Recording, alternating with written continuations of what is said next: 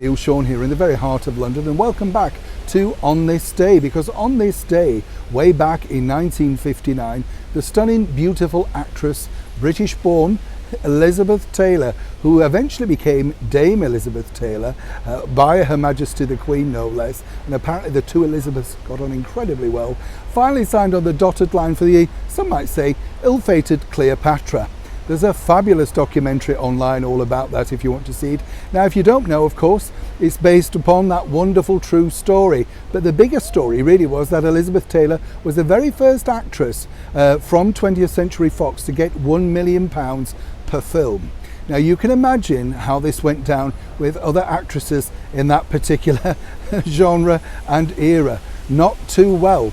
It was originally going to be filmed over here in the United Kingdom, but sadly out at Pinewood Studios we had terrible weather that winter, so it was decamped to Rome at great expense, and everything was handcrafted, handmade. I spoke to an actress who was an extra on the film. She couldn't believe that she threw away the toga and all the things. She said, oh, I didn't really think they'd be worth something. Anything now from that particular film is simply worth a fortune. But as ever, what else happened on this day? In 1972, another mega smash comedy debuted on CBS. It starred Alan Alda, Loretta Swit, Wayne Rogers and McLean Stevenson, and it debuted on CBS television on this day. But do you know the answer? Of course you do.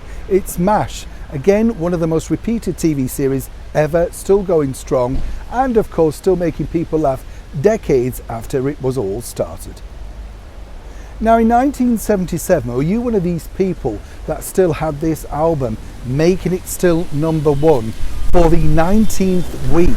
We're talking about the colossally successful album Rumors by Fleetwood Mac, one of the biggest selling albums ever. And when you think about it, the band never expected it to be that successful. As I say, it went on to be one of the colossal hits of all time. And I think this particular picture of the album cover, for a generation, everybody instantly knows it, don't they? You just know it's Fleetwood Mac Rumors. On this day, 1905, if I said the phrase, I want to be alone, do you know who I'm talking about? Of course you do.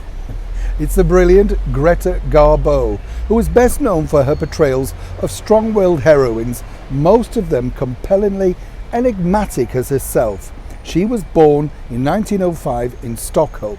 She was basically made to be quiet simply because the boss of MGM, Louis B. Mayer, didn't think she was that exciting. So figured if she didn't speak, people would create their own sort of, thing around her, the mystery. Clever idea, it worked, didn't it? And actually they used it time and time again with taglines in 1939 film called, of course, Nikita, which they had a title which said, Garbo Laughs. And in 1942, a very final film, Two-Faced Woman, they had another one, Garbo Laughs and Speaks. Incredibly tagline, very successful. In 1983, a beautiful lady called Vanessa Williams was crowned the 56th Miss America.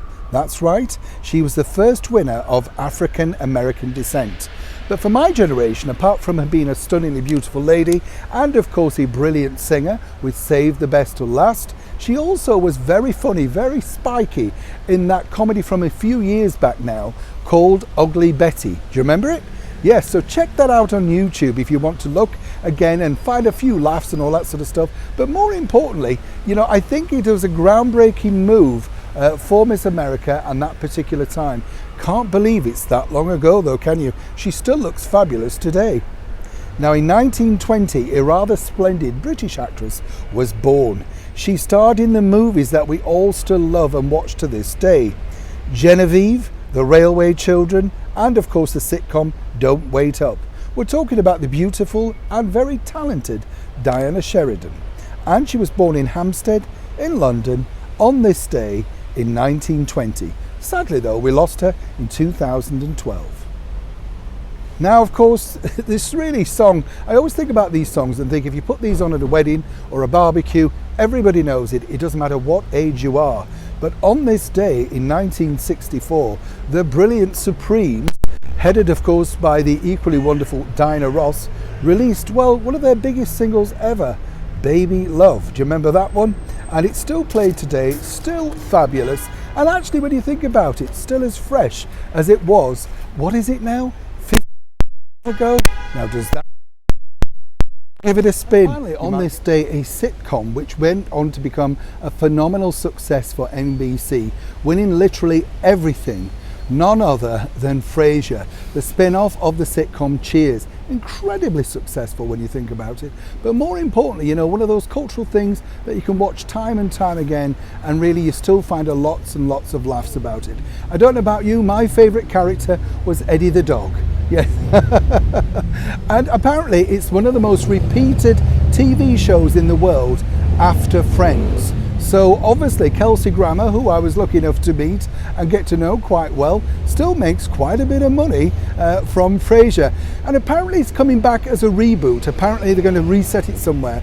I don't know about you, I don't think you can top the original. It was a time and a moment and a wonderful time nonetheless. But I think more importantly, if you do like your good comedy and you need cheering up, as we all do in these particular times, why not root out an old episode online for free and cheer yourself up?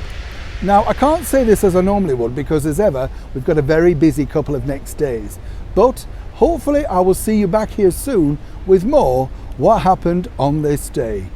Neil Sean in the very heart of London.